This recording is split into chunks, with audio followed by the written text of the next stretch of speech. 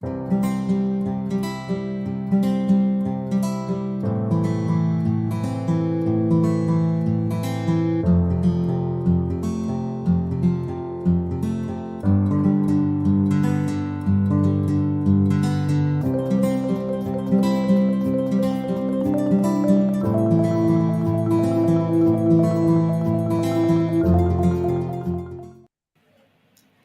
very good evening to all the viewers. My name is Richa and I welcome you all to We Talk You Show, a show by Puberty to Menopause, a public health awareness initiative by Human Biologicals Institute. Human Biologicals Institute, a division of Indian Immunologicals Limited, shaping global healthcare by spearheading the One Health initiative. So, the One Health initiative talks about optimum health of animal, people, and the environment. IIL was established by the National Dairy Development Board (NDDB) in 1982 as its unit and later registered as a company in 1999 with the name Indian Immunologicals Limited. Human Biologicals Institute was established in the year 1998 when the Government of India requested IIL to produce a modern tissue culture anti-rabies vaccine to phase out the unsafe nerve tissue vaccine. The first manufacturing facility of Human Biologicals Institute was established at Ooty. The facility is one of its kind in India to have rolled out first varicella culture rabies vaccine in 2000. Subsequently, Human Biologicals Institute launched other vaccines and currently we are the major player in human vaccines, leader in ARV segment and present in around 50 countries. Three state of the art manufacturing facilities at Ooty, Gachibowli, and Karkapatla, also known as Genome Valley. Human Biologicals Institute has forayed into the market of clinically proven wellness products and infertility range of hormones. While coming to our vision, mission, and values, our vision is shaping global healthcare by spearheading the One Health initiative. Our mission is to innovate, produce, and market quality healthcare products and services to improve and extend lives. While coming to our values, we believe in providing affordable products with high quality through continuous technical innovations and improvements to meet our customers' need. Now, as a company, we don't just manufacture and market products, but Human Biologicals Institute has done a lot in the corporate social responsibility and have taken up various projects. One such project is adoption of government schools. We have adopted two government schools in Karkapatla facility and totally revamped it and gave private infrastructure to these government schools. And with our intervention, the strength of these two schools have been doubled. Our other program is Gift Milk program in coordination with NDDB. We are giving additional nutritional supplement to over 1600 school going children of Telangana and Tamil Nadu. Also, we have facilitated the setup of an oxygen generation plant at Telangana Institute of Medical Sciences, Gachibowli. The unique advantage of this oxygen plant is that it is capable of supplying oxygen to 70 patients at a time. To get more information about Human Biologicals Institute, you can visit www.indimmune.com. Our toll free number is 1-800-313-999977. You can also follow us on LinkedIn, YouTube, Facebook, Insta, and Twitter.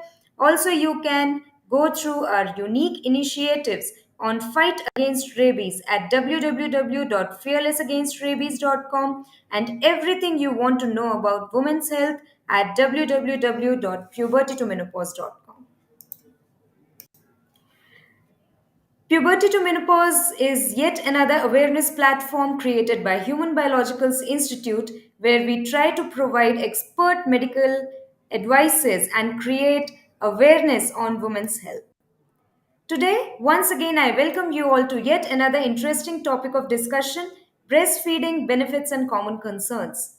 As we all know, breast milk is the best milk for baby and it is the wholesome nutrition for them. At the same time, lactation is an important phase of motherhood on which baby's growth and development depends. But it is commonly seen that while breastfeeding, mothers first, find some challenges and get anxious or concerned about it and don't know how to deal with these problems. Hence, to give us solution and expert advice on breastfeeding issues, today we have with us renowned obstetrician and gynecologist Dr. Nilika Ambesh. Dr. Nilika Ambesh is a renowned obstetrician and gynecologist currently working as honorary consultant at Sangam Hospital and senior consultant at ESIC Hospital Varanasi. She is a life member of Indian Medical Association, FOGSI, NARCI, fellow ICMCH, Indian Menopausal Society, and Indian Fertility Society. She has given paper presentations on many important topics at various renowned platforms as well, like ICMCH, NOGS, and AICOG. She also gives frequent training and guidance on gynec endoscopy, IUI, IVF, ultrasound, colposcopy, and critical obstetrics care. We welcome you, Dr. Nilika, and we are so happy to have you here on our show, Dr. Nilika. Welcome, ma'am. Thanks a lot, dear Richa. It was a very elaborate introduction, and I'm humbled. Thanks a lot for such a common but a topic which needs awareness on public platforms. Um, we the topic, as you had suggested, it was breastfeeding. Now World Breastfeeding Week, as we all know, that it is being celebrated from 1st to 7th of August each year. Annually it is celebrated, and it is celebrated simultaneously in more than 120 countries, organized by WABA. This is an organization, World Alliance for Breastfeeding Action, which collaborates with WHO and UNICEF to make sure that aid is given to right people at right communities. Now, this is breastfeeding is a thing which time immemorial is not new, but we have taken it, or WHO and UNICEF has taken it, promoted it, and to promoted it, to bring it to the people, to make the mothers and the elevate it to the level of public health obligation by encouraging organizations and countries to develop measures to safeguard breastfeeding and make them aware about the breastfeeding. The slogan this year is Step Up for Breastfeeding, Educate and Support. Yes, very correct, Dr. Nilika. In every year they have a slogan so that they are able to make more and more awareness on breastfeeding. So, Dr. Nilika, first of all, we would like to know that how breastfeeding is important for child as well as for mother. As earlier said, Richa, that breastfeeding has always been there. Breastfeeding is the basic right of every child, and basic responsibility and duty of every mother, that the baby has to be breastfed, not for with all the reasons, but the basic reason being there is a mother and child bonding which has to be fulfilled, and for the babies neonates growth, as well as for the mother's mental psychological benefit of the mother. The breastfeeding, the all the vaccination of the world, whatever we are doing, but the immunoglobulins that are being transferred by the breast milk, nobody can surpass that, and the infections the breast milk is able to prevent, that no treatment, that is, it is a preventive measure that every baby should get from her or his parents and mother. Very true, ma'am. Because it is actually a natural which a Natural. mother passes to the child. Ma'am, for minimum how many months mother should breastfeed the baby? uh, the the schedule is exclusive breastfeeding for 6 months.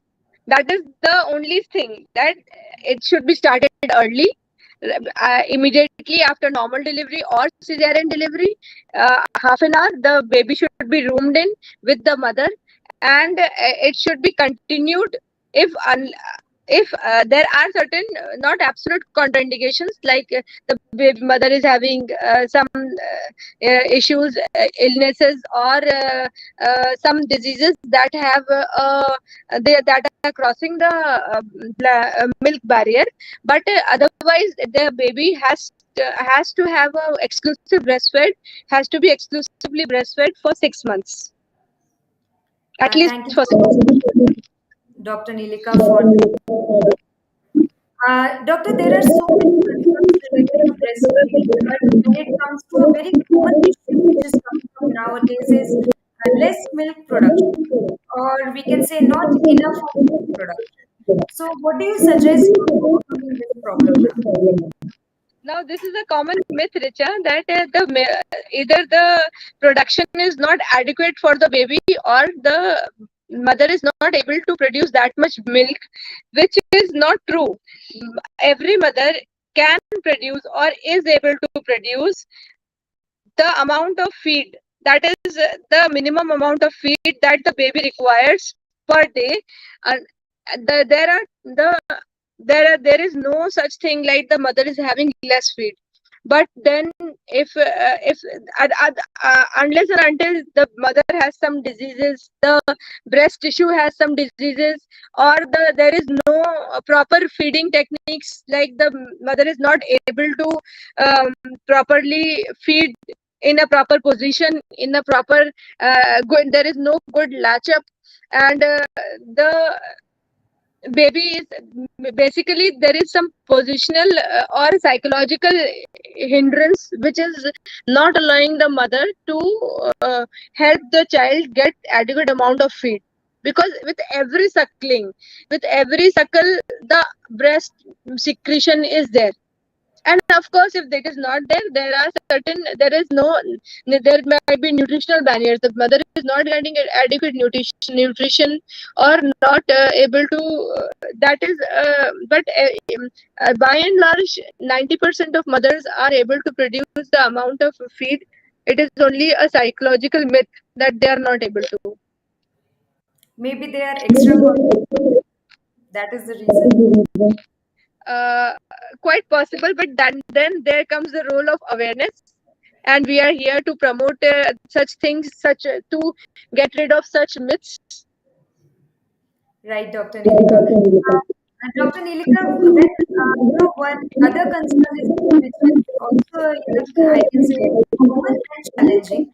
Many of the mothers they suffer from, sore, or we can say it as like cracked nipples whenever they are into their lactation period of time. So, is there any, you can say, any management for this, doctor, or tips and tricks for the mothers? Of course, because when we are in the antenatal periods, there are certain ailments. When we are in the postnatal periods, there are certain ailments, and apart from regularly also, we are suffering from certain illnesses which we get rid of, which is a routine. If you are doing breastfeeding, you might encounter the mother might encounter lots of fatigue, lots of ill health. She might have bled a lot. She is anemic, and her tissue is not that naturally breast. Childbirth is a very dynamic process, and in that the mother has to undergo so many changes.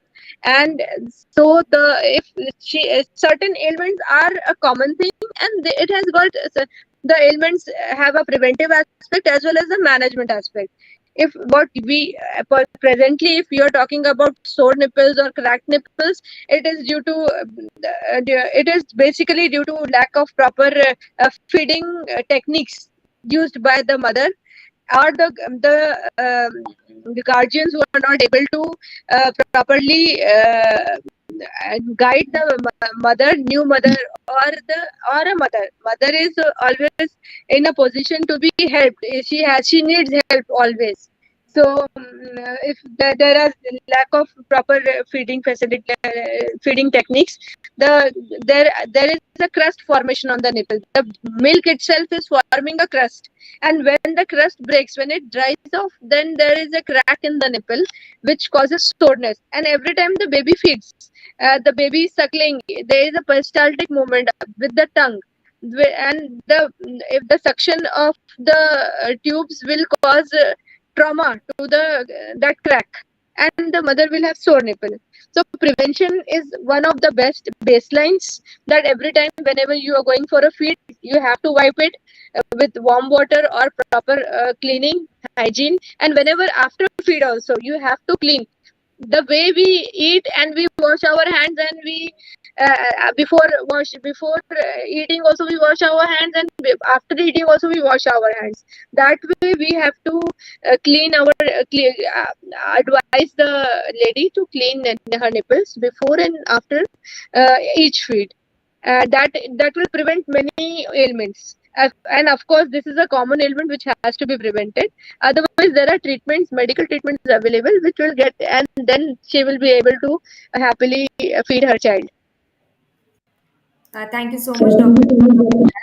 Uh, Doctor, also in some cases, we see that lactating mothers suffer from a condition called as mastitis. So most of the people they don't know about it. So please explain this condition a bit as well as management options for this. Being an obstetrician, this is the most common thing which comes up after the post in the PNC period, that is the postnatal care period, when the young mothers and the mothers come up with inflammation of the breast tissue. Now this inflammation, this is this is all a spectrum. This is a spectrum in which once you get cracked nipple, you get sore nipples, then you get cracked nipples, and gradually, as because of lack of proper medical help or proper knowledge and awareness, the mother faces the problem of mastitis, that is inflammation of the breast tissue, in which there is hardness of the breast and infection, which might lead to fever also to the mother. Already in a low immune status, she will get such low this infection and inflammation, which will be cured by treatment. But basically, all said and done, prevention is the best cure. So training the mother for a proper feeding position, that is sitting upright and holding the baby in your forearm, and then having a proper placement where the head is held in between the in the elbow position, and then lifting the head in the and then holding your nipple along with your areola, and in a C position, and then this is called a latch up.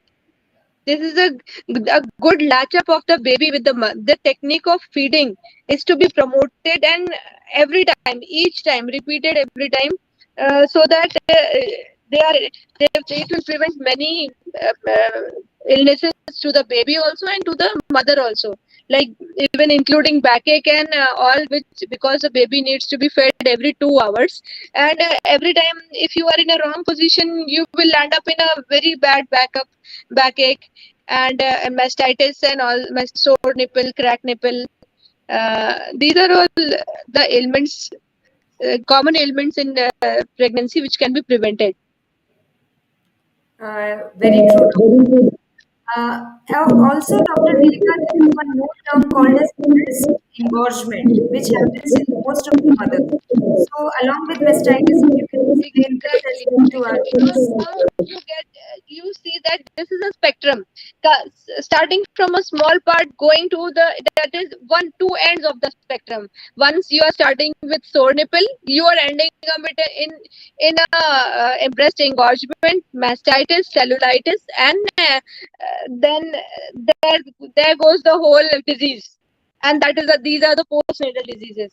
So breast engorgement is the when once after 3 day, after first 3 days of her delivery, she starts having her secretions, proper secretions, the and the baby is only taking few ounces of breast milk, so she needs to express her breast milk. She needs to get rid of the extra milk she is having, instead of keeping it there. the rule is that once you are for 5 minutes you're feeding in a proper position with the proper placement of the baby, and then once you are feeding the baby, then both the breasts are having equal amount of milk. The once you have to feed from one side, then after 2 hours or whenever on demand feeding, where you are giving it the breast milk on the other side, and even still the breast is full of milk, because lactation is what is happening naturally. So you have to get rid of that milk with hot and cold fermentation and expressing the breast milk, and that cannot be used naturally again. But then it has we have to get rid of it with proper support to the breast. Now some people have the myths that their breast shouldn't be supported during the postnatal period or when you're feeding. That is a myth. You have to properly support the breast, otherwise the lady will be suffering from many things apart from the breast illnesses. Right. So breast enlargement can be taken care. Prevention is the best cure. Yes. One more thing is there, Dr. Nilika, that most of the mothers, they are unable to find out whether the baby is properly fed or not, and they also give try to give formula milk as well, and sometimes they don't feed properly for 15 to 20 minutes, and then they substitute that with formula milk and all. So, what are your views on it? Regarding assessing whether the baby is having the ways to find whether the baby has fed properly or not. Was that Yes, your question? yes, Okay. this is the question. Okay. So when you see that when you are having your proper nutrition and you are full, that means you are happy. So baby seems happy.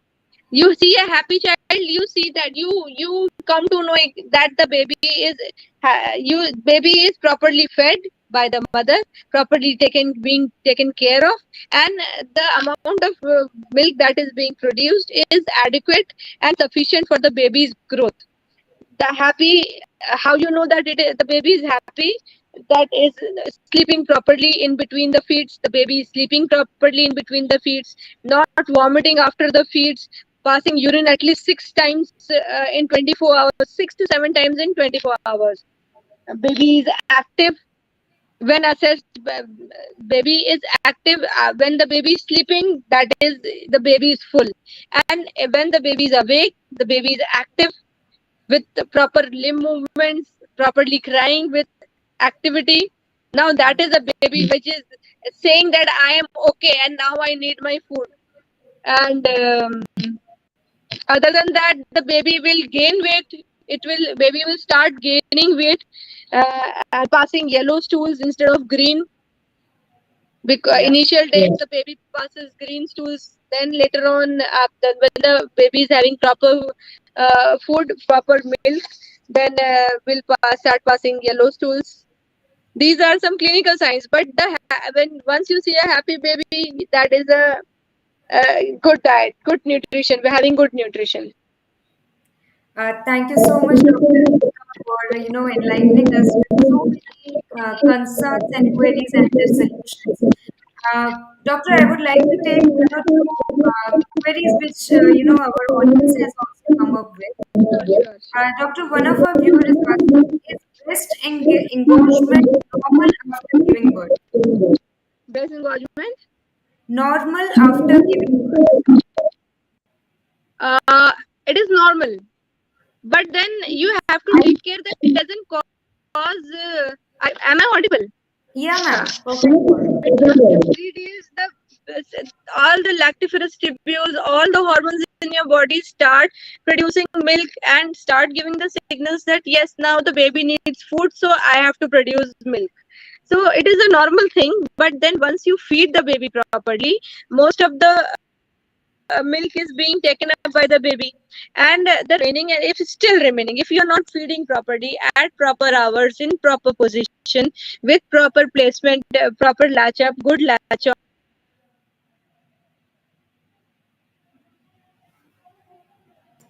on, then there has to be now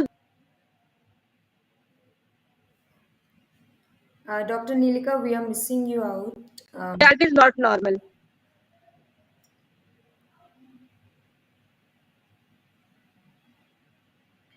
Dr. Nilika, can you hear me?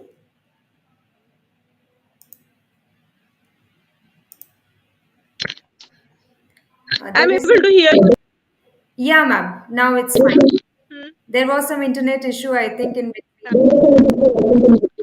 Yeah. So, ma'am, when you were talking about, the position when you are actually talking about, ma'am, this is also a very common concern that most of the ladies they do suffer from backache only after 5 to 10 minutes of feeding itself. So, can you just suggest, doctor, that some breastfeeding pillows also come, and how will it play a role, and how it can actually support the baby during Yes, breastfeeding? and it is the position. Every time when you're feeding, you have to have your back upright. You have to have your spine straight. And then when you are keeping a pillow on your lap, and then having your baby on the pillow, you have to feed your baby like a king. You have to have your baby on the pillow, and then you have to have your curl up your baby on in your forearm, hold the baby's head high, have a proper position of your baby as well as the proper position of yourself. That is happy mother and happy child. Otherwise the backache will be so bad that you will not be able to have a proper PNC time, postnatal time. You will be bad in it. So there are pillows available.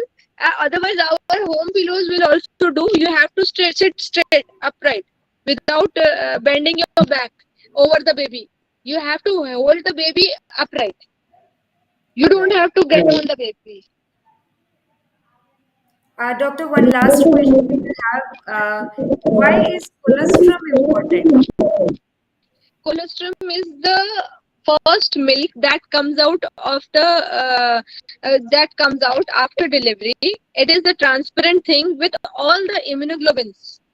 That is what that if you are giving that, and that is very important to be fed within. So the rumen in first half an hour or 1 hour of the delivery, when the mother is able to properly advocate her feeding ways, then the baby has to be given this white milk, which is having all the immunoglobulins and infections, and will prevent all the infections and deficiencies of the future, present as well as future of the baby. So it is long term effects. Not only now, it will help. It will help the baby to get nutrition, growth, infection prevention from infection, and deficiencies in future also. Thank you so much, Dr. Nilika, for being here with us today and giving your valuable time and enlightening our viewers with the topic today. Thank you so much, Dr. Nilika. Thank you so much. Thank you, Rija. Thank you so much. Thank you, ma'am.